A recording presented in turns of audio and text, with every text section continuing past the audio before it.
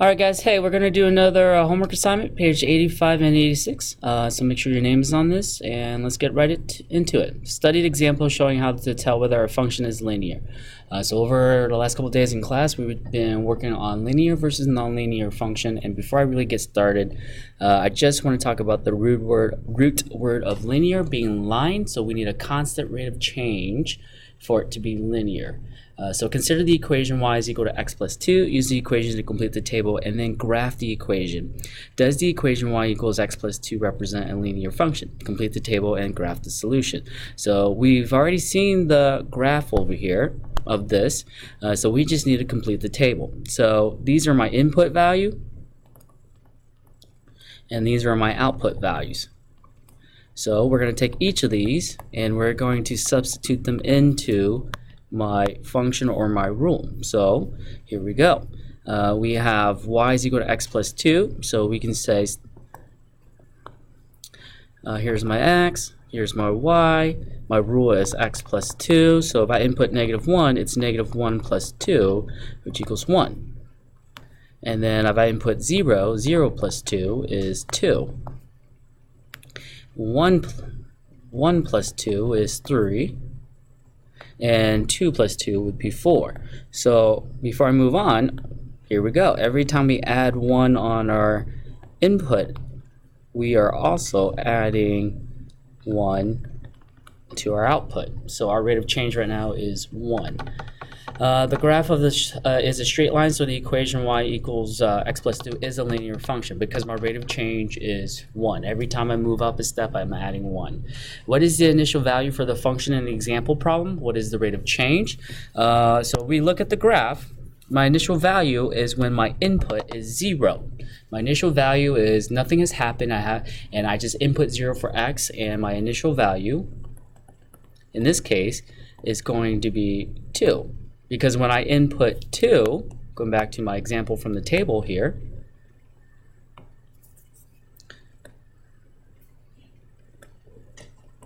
my initial value is right there.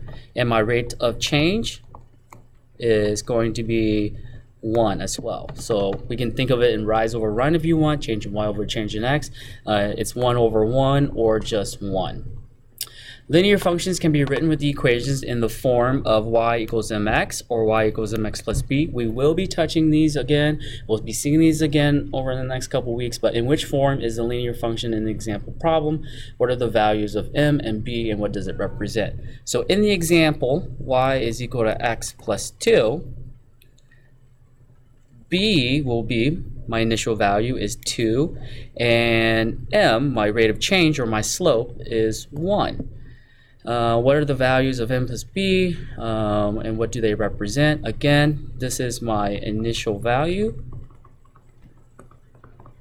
and this is my rate of change, and this is the form of y equals mx plus b. We're going to call that slope intercept form. Do you think the equation of y equals 2x squared is a linear function? Explain why or why not. So there it is. This is not linear because of my exponential power of x is more than 1 because of the x squared. So anytime you have more than 1 for the exponent power of your input value, that's nonlinear. So in this case, this is a nonlinear function. If we wanted to make this a linear function, we would say something like y is equal to 2x. Then it's yes. Yes, it is linear. But when we add that 2, it immediately becomes not linear. Okay, so this is not a linear function because of the x to the second power or x squared. Graph each of the equation below on the coordinate grid. Describe each graph and tell whether or not the equation represents a linear function. So, looking at this exponential power of this one, my exponents right there is actually 1. We just choose not to write it. So we know that that is a linear function. And then the second one, x squared, just talked about that, that is not linear.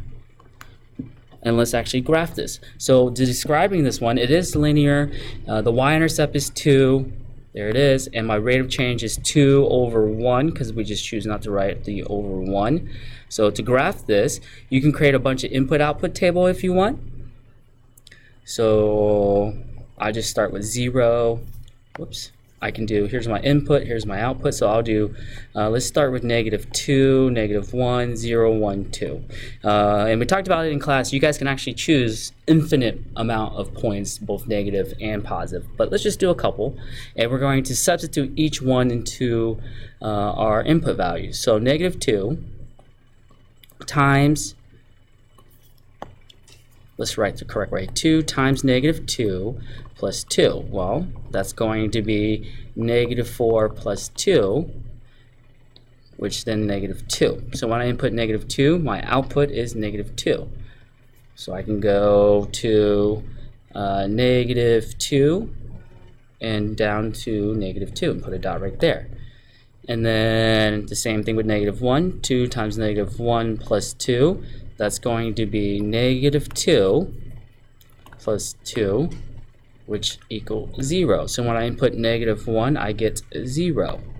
When I input 0, 2 times 0 is 0 plus 2 is equal to 2. I'm just generating a bunch of points by input, output in my rule.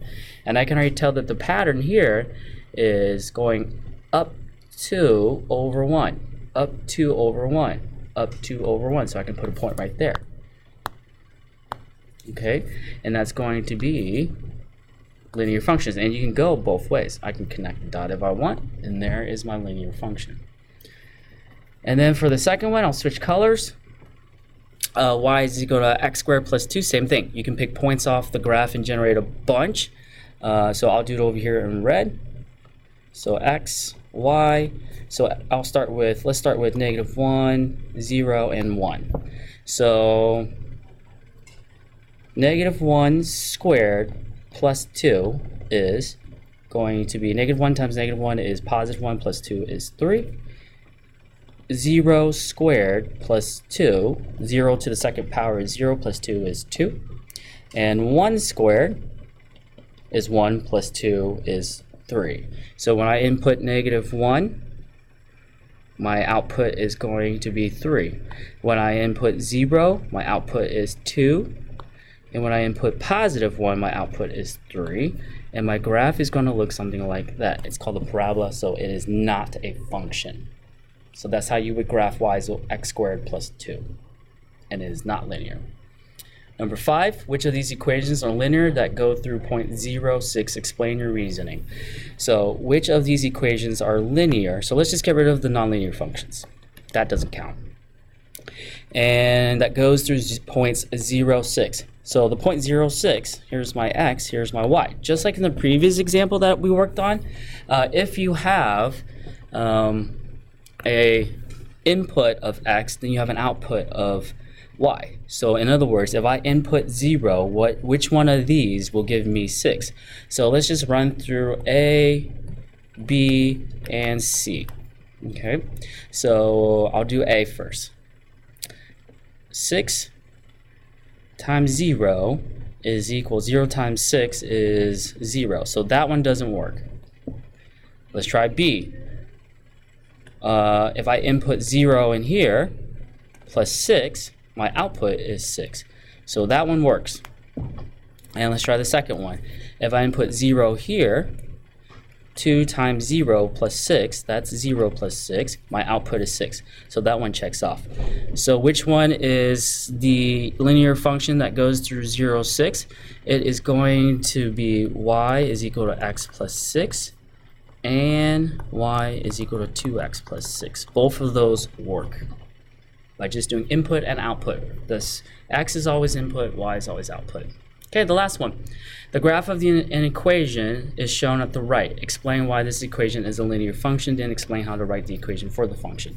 So, is this function, oops, zoomed in too much there. Is this function linear? Again, root word, line. Yes, it is a straight line. So yes, it is a linear function. Because it has a constant rate of change. You're moving at the same rate every time. My y-intercept literally sits on the y-axis is 3. So y is equal to mx plus b. I'm going to replace b with the number 3.